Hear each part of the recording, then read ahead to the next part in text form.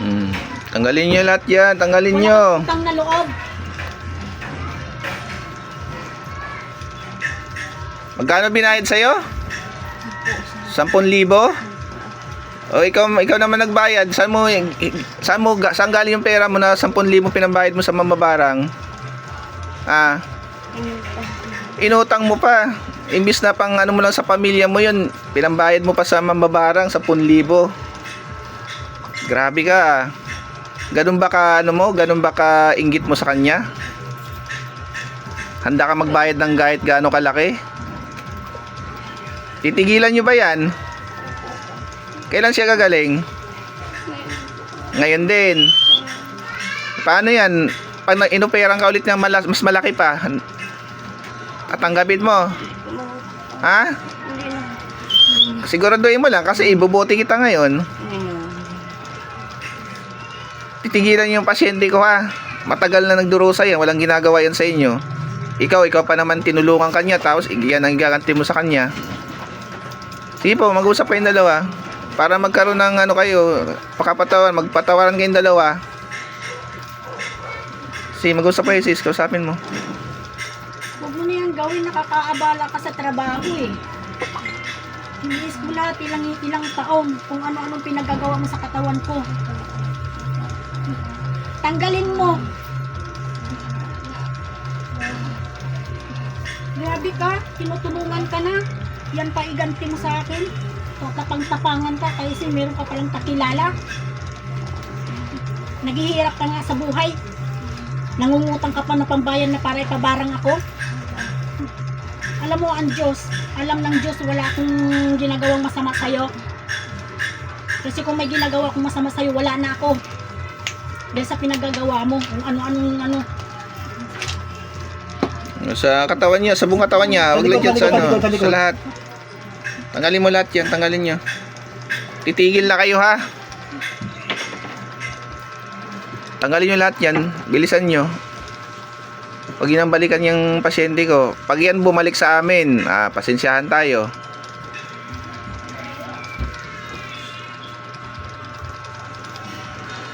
Alisin nyo lahat yan. Yung ilong ko, baka inggit ka sa ilong ko, wala ka sa ilong, may pangok ka eh. Dito, anuhin mo yung ilong ko.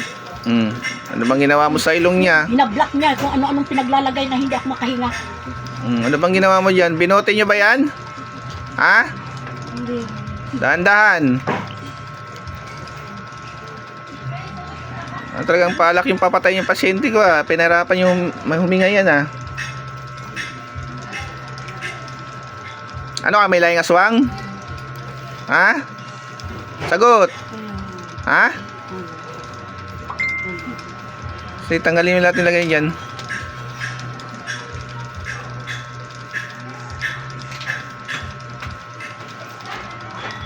Baklas lahat, baklas.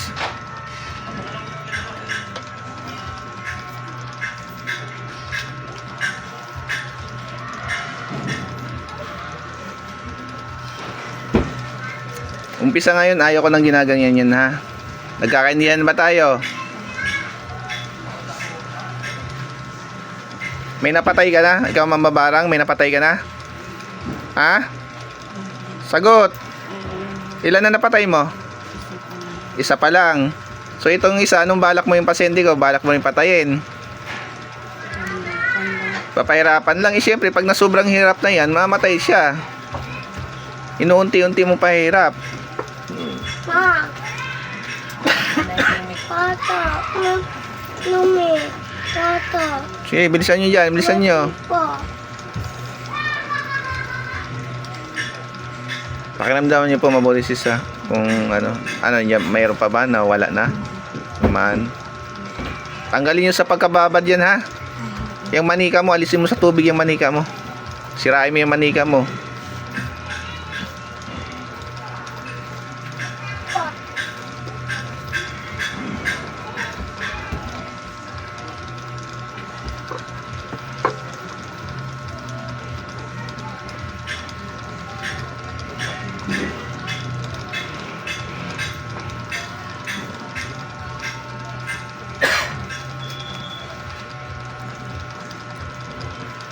Ano ba yun, papahirapan mo maglakad para mahirapan siya magtrabaho na? Yung ba inutos sa'yo? Opo. Ano po, Pero ba't yan ang ginawa mo sa kanya? Tinulungan ka na nga niya eh, tapos yan igaganti mo sa kanya. Dapat hindi ganun. Ginawan ka na nga ng kabutihan eh. Tinulungan ka niya makapasok, tapos yan igaganti mo. Ay, yung inggit sa puso, alis yung inggit sa puso. Kaya tayo nagkakasala eh. Hindi mo ba alam, maaari kang mapahamak ngayon sa oras na to? Dahil sa ginawa mo, ang laki pa ng binayad mo, 10,000, tapos gaganyanin mo. Ay, kung may pamilya ka ba? O may pamilya ka, dapat sa pamilya mo na lang binigay yung 10,000 na yan, kaysa binigay mo dyan sa mamabarang na yan. Pag ibang manggagamot na kauli sa'yo, baka ibubuti ka ngayon.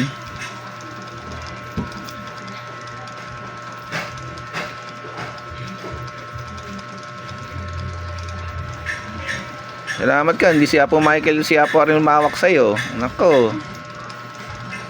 No mercy yun.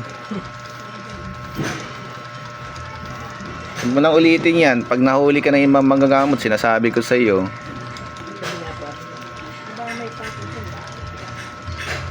Bilisan mo dyan, bilisan mo dyan. Huwag na huwag nyo nang gagambalain ito ha. Ikaw yung nag-utos dyan, huwag ka nang lumapit sa iba pang kung sino pang Poncio Pilano lalapitan mo. Kasi pag once na nahuli ka namin, sinasabi ko sa'yo, bubuti na kita, hindi na magdadalawang isip.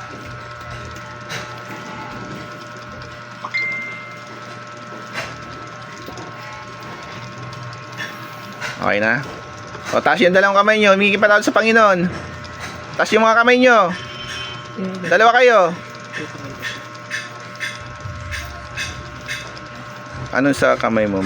Ano ba, nangalay? Okay. Parang pinipilan. Oo. Parang hindi ka mapagtrabaho eh.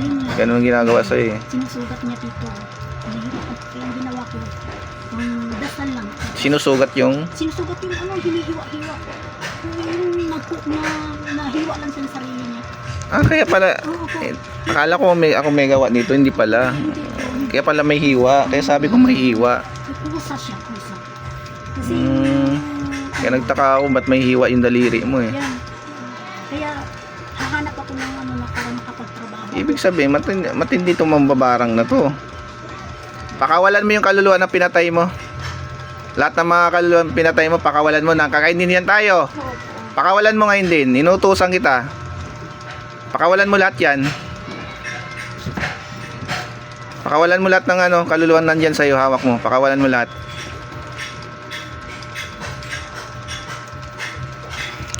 Pakawalan mo lahat yan. Lahat ng lahat ng kaluluwang pakawalan mo ngayon ha. Ha? Papakawalan mo ha. Pakawalan mo ngayon din. Nutusan kita. Pakawalan mo lahat ng kaluluwa dyan. Lahat na ikunulong mo sa medalyon mo, pakawalan mo. Pakawalan mo sa medalyon. Yan ang nagpipilila kasi lahat ng kaluluwang dyan, kulong sa medalyon, pakawalan mo. Bigyan mo sa akin medalyon mo. Bigyan mo sa akin. Akin na bigyan mo sa akin medalyon mo. Akin na bigyan mo sa akin ko. Bigyan mo.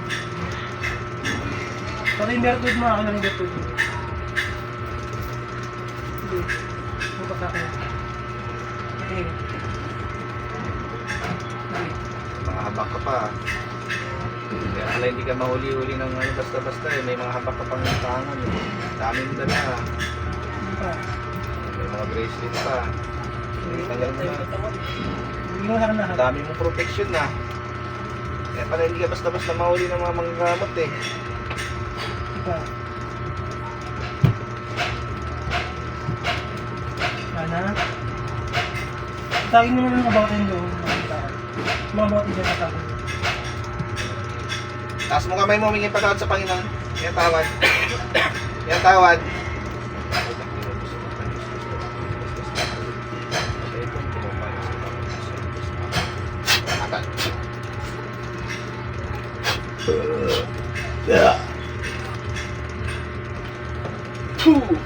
Dalawa kayo. Tangalin niya, okay, balik. Gising. Mulat. Minsan mo lang. Nangyari? Pero huwag mong yung ako. Saan ka naglakbay? Minsan mo lang ako. Ha? Saan ka naglakbay? Kumusta na? Okay na pakiramdam mo? Opo, sir. Salamat sa